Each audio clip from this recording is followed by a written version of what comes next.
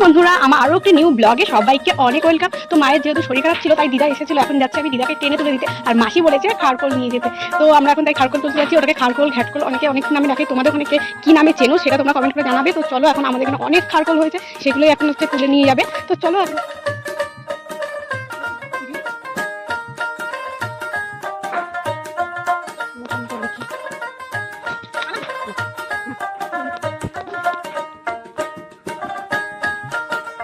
এই দেখো, এই যে তোমার খারকোল তোলা হয়ে গেছে, অনেকগুলোই প্রায় তুলেছি।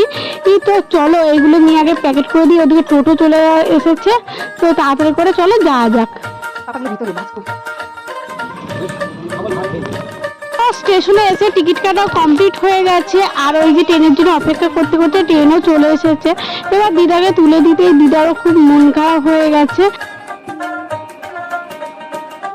ট্রেনে চাপিয়ে দিয়েছি, আর আমার টুকটাক একটু কাজ আছে ওপারটায়, তো ওপারটায় এখন যাচ্ছিলাম, কিন্তু দোকান বন্ধ, তাই অবস্থা খুঁজে আসছি। তো চলো এখন বাড়ি যাই, আজকে ব্লগটা এখানে শেষ করছি।